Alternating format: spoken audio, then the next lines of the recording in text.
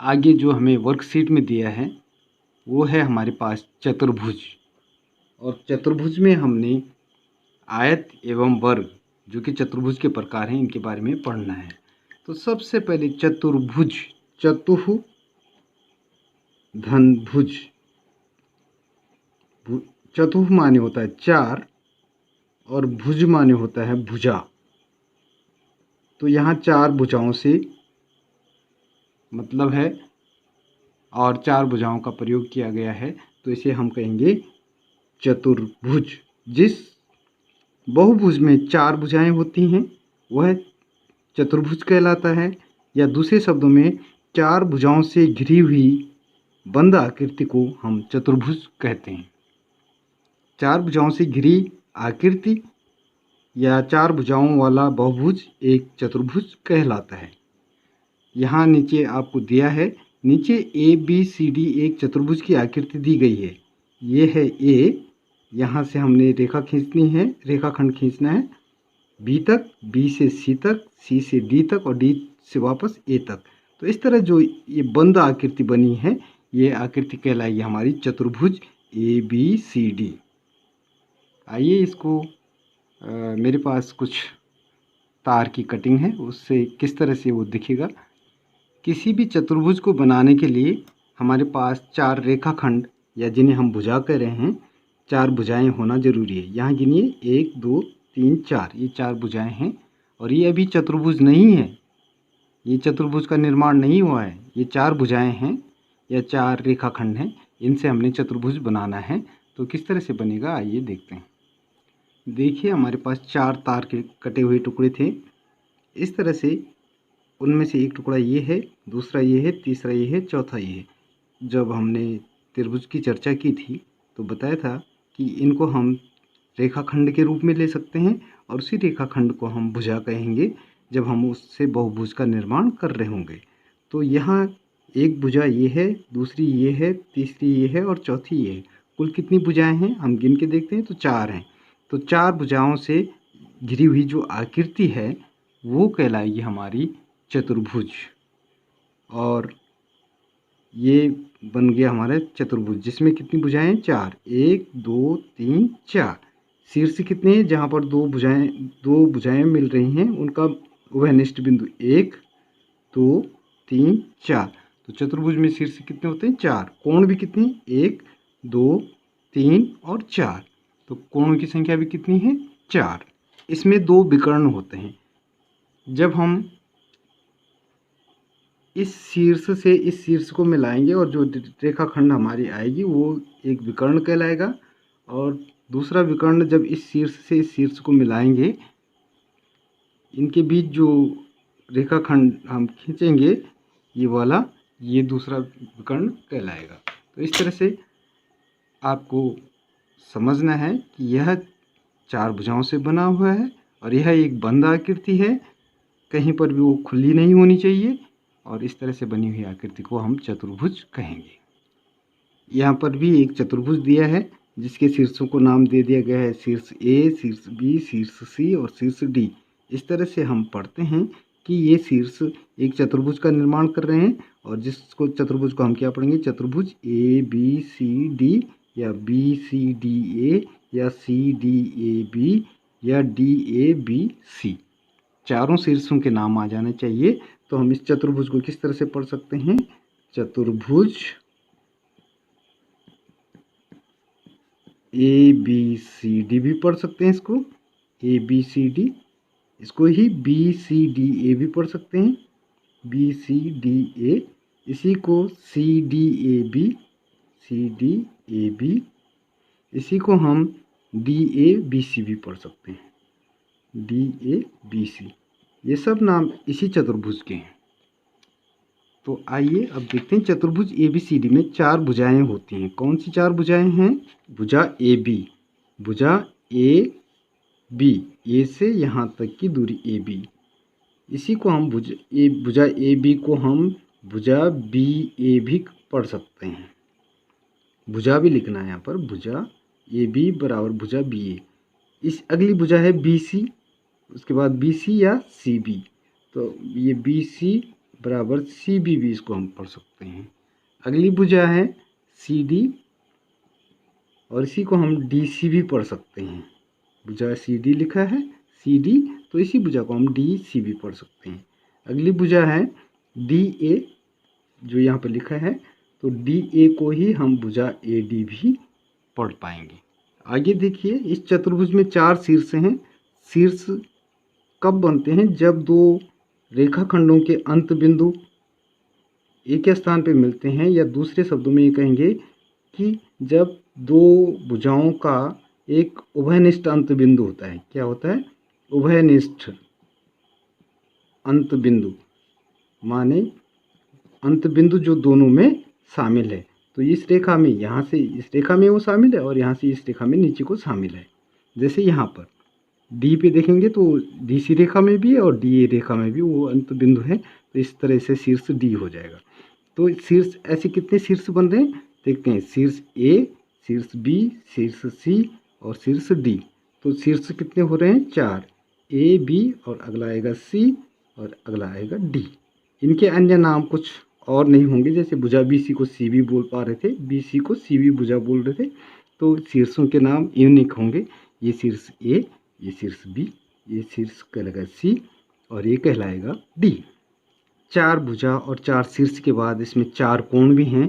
एक कोण ये होगा, एक कोण ये है, एक कोण ये है और एक कोण ये है। इस कोण A को हम कोण A भी पढ़ सकते हैं, इसको कोण A भी पढ़ सकते हैं, और इसके अन्य नाम मैंने त्रिभुज में जो आपको बताया था कि A बीच में आ जाना चाहिए और 2 शीर्षों के नाम लेंगे उसके एडजेसेंट। तो DAB या कोण BAD इसे पढ़ सकते हैं। तो कोण A, कोण DAB या इसी को कोण BAD। 4 कोण है। कोण ABC, कौन सा कोण आएगा? बीच में जो है, यानी ये वाला कोण। ABC किसको पढ़ा है? इसको, जो बीच में है B वाला। तो कोण ABC का मतलब है कि ये वाला कोण। अगला है कोण BCA, तो बीच में कौन है? C, तो ये वाला कोण। तो BCD, BCA नहीं, इसने होना है BCD। BCD, ये गलत छप गया यहाँ, ठीक है बच्चों। तो ये हो जाएगा कोण BCD या DCB। अगला आएगा कोण CDA। CDA या इसी को पढ़ सकते हैं ADC। अगला है कोण DAB। DAB, इसको अन्य नाम से कैसे पढ़ेंगे? इस DAB इस कोण को ऐसे भी पढ़ेंगे, कोण BAD। आइए अब हम आयत के बारे में पढ़ेंगे। आयत भी एक चतुर्भुज ही होता है, माना ये SPRQ है। तो इस चतुर्भुज में यहाँ पर आप देखेंगे तो इसमें 1 2 3 4 कितनी भुजाएं दिखती हैं? 4। तो ये क्या है? 4 भुजाओं से बंद आकृति है, तो चतुर्भुज है। अब चतुर्भुज के भी प्रकार होते हैं। तो चतुर्भुज के प्रकार में एक प्रकार है आयत। तो आयत जब चतुर्भुज का प्रकार है तो होगा ये भी चतुर्भुज ही। दूसरा प्रकार है इसका वर्ग, तो ये भी होगा एक चतुर्भुज ही, लेकिन इसकी कुछ विशेषताएं होंगी कि हमने इसको आयत नाम दिया। तो इसकी क्या विशेषताएं हैं?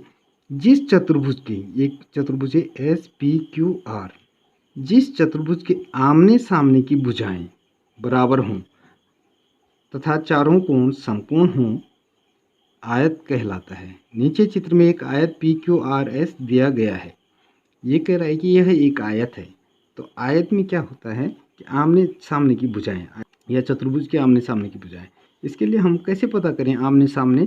जिन बच्चों को पता नहीं है वो क्या करेंगे, माना मेरे पास एक भुजा PQ या QP है, इसके आमने सामने, इसके आमने या सामने जो भी बोलो, कौन सी भुजा होगी? तो हमने एक काम करना है बच्चों, इसके बीचों बीच में आना है, यहाँ लगभग बीचों बीच है, यहाँ पर हमने तीर का सा निशान बना देना है समझने के लिए। अब उस पर हम स्केल रखेंगे या पेन या पेंसिल जो भी होगा वो सीधे रखेंगे, और इस तरह से जो ये वाली पेन जिस भुजा को छू रहा है उसके सामने की भुजा कहलाएगी। तो PQ के सामने की भुजा कहलाएगी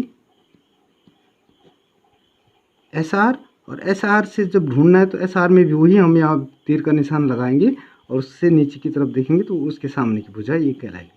तो ये दोनों भुजाएं एस आर और पी क्यू एक दूसरे के आमने सामने की भुजाएं कहलाएंगी। ठीक इसी तरह आर क्यू के सामने की भुजा क्या है, तो हमने यहाँ पर बीचों बीच में एक तीर का निशान बना देना है और फिर हम देखेंगे कि वहाँ से हम एक लाइन खींचना चाहेंगे तो ऐसे एक लाइन खींचेंगे तो ये किस भुजा को टच कर रहा है, सीधे लाइन खींचनी है समांतर और उनके समांतर। तो ये किस लाइन को टच कर रहा है, एस पी को।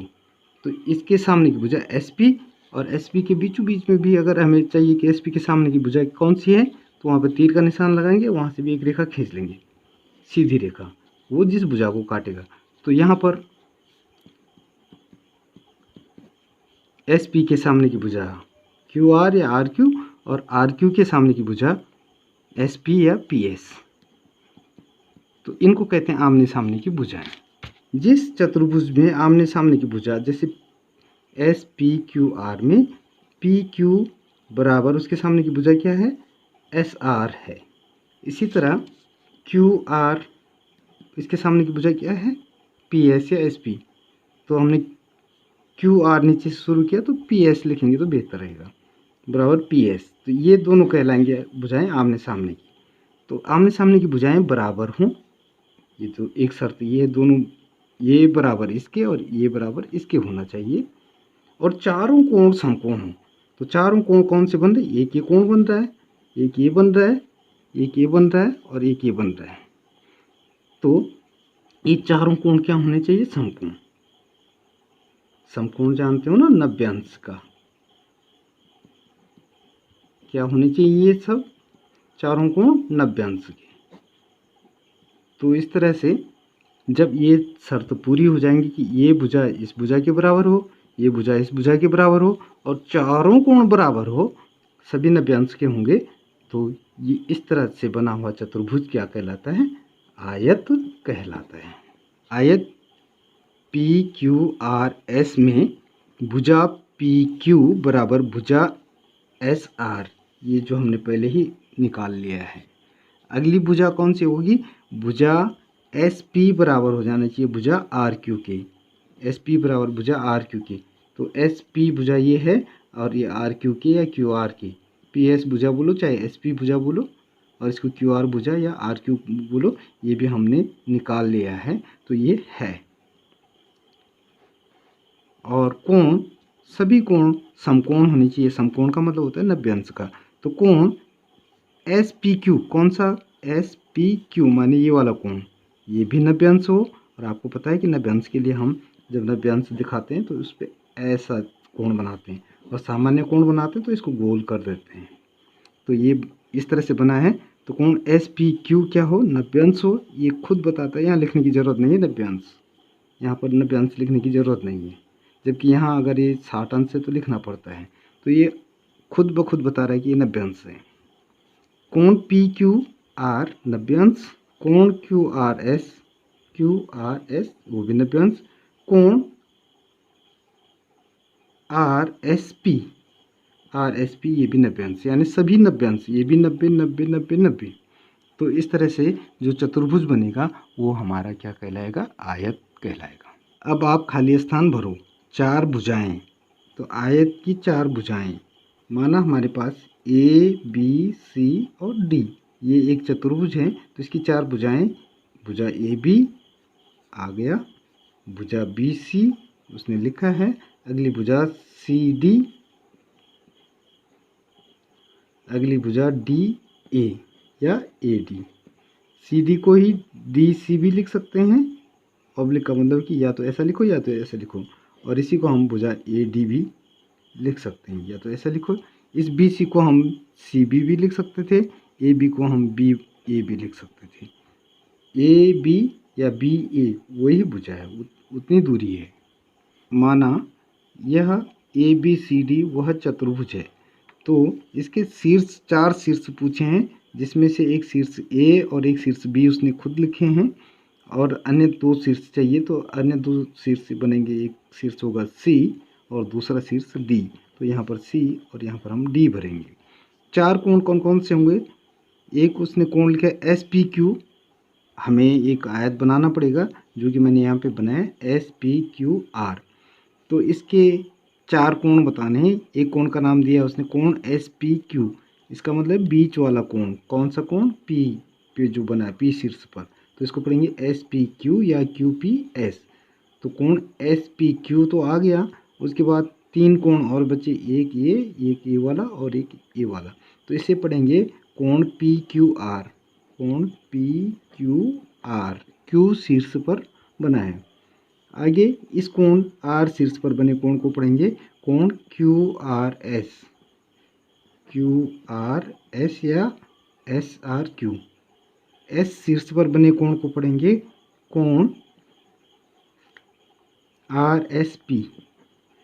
RSP या कोण PSR भी उसको पढ़ सकते हैं। वर्ग, वर्ग भी एक चतुर्भुज का प्रकार है।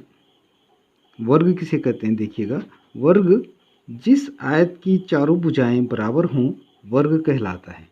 अभी हमने देखा कि आयत में आमने सामने की भुजाएं, इसके सामने की भुजाएं ये, यानी ये भुजाएं इस भुजाएं के बराबर, और इसके सामने की भुजाएं इसके बराबर, और चारों कोण 90 अंश के। ये तो थी आयत में आयत के विशेष गुण। अब वो कह रहा है कि ये गुण तो इसमें है ही, लेकिन जिस आयत की चारों भुजाएं बराबर हों। पहले ये हो रहा था ये इसके बराबर था और ये इसके बराबर था, और ये दोनों आपस में बराबर नहीं थे। अब तो क्या हो रहा है कि चारों की चारों भुजाएं बराबर हैं, और साथ में प्रत्येक कोण 90 अंश का होगा। तो माने ये भुजा इस भुजा के बराबर, ये भुजा इस भुजा के बराबर, ये भुजा इस भुजा के बराबर, यानी सभी भुजाएं बराबर हैं। तो ऐसे चतुर्भुज को हम क्या कहते हैं? वर्ग कहते हैं। और वर्ग के चारों भुजाएं आपस में बराबर होती हैं, और चारों कोण 90 अंश के होते हैं, और दूसरे शब्दों में हम कह सकते हैं कि चारों कोण आपस में बराबर होते हैं। नीचे चित्र में एक वर्ग ABCD दिया गया है। इस वर्ग का नाम कैसे लेंगे? ABCD या BCDA या CDAB, कैसे भी आप इसका नाम पढ़ सकते हैं। वर्ग ABCD में भुजा AB, कौन सी भुजा है वो? भुजा AB बराबर भुजा BC बराबर भुजा CD बराबर भुजा DA या AD। पढ़ने का तरीका तो आपको बता ही रखा था। तो इसका मतलब है कि चारों भुजाएं आपस में क्या होती हैं? बराबर होती हैं। कोण ABC यानी कोण B शीर्ष पर बना कोण, ये वाला, बराबर कोण C शीर्ष पर, कोण BCA माने C शीर्ष पर बना कोण, बराबर कोण CDA अर्थात D शीर्ष पर बना कोण, ये वाला, बराबर कोण DAB यानी जो बीच में है उस शीर्ष पर बना हुआ कोण, तो A शीर्ष पर ये वाला, बराबर 90 अंश। ये चारों कोण बराबर होते हैं और चारों का मान 90 अंश होता है। देखिए, वर्ग ABCD में वर्ग की 4 भुजाएं कौन सी हैं? 4 भुजाएं AB इन्होंने लिखा है यहाँ से यहाँ तक AB, BC इन्होंने लिखा है B से C यहाँ तक, और अन्य 2 भरनी है। तो दूसरी बची है CD, जिसको हम CD या DC लिख सकते हैं। अगला है DA या AD, तो यहाँ पर मैं DA ही लिख रहा हूँ। तो ये 2 अन्य भुजाएं हो गई। वर्ग के 4 शीर्ष A इन्होंने लिखा है, तो अन्य बचे B, ये वाला C और ये D। तो एक शीर्ष B, अगला शीर्ष C और अगला शीर्ष D। वर्ग के 4 कोण, इन कोणों के नाम अलग अलग लिख सकते हैं। कोण DAB भी बोल सकते हैं, और इसी को मैं कोण A लिखना चाह रहा हूँ, ये वाला, कोण B ये वाला, और कोण C जो C शीर्ष पर बना है, और कोण D जो D शीर्ष पर बना है। ऐसे भी हम इनको लिख सकते हैं। तो आज के लिए बच्चों इतना ही। उम्मीद करता हूँ कि आपको समझ में आया होगा।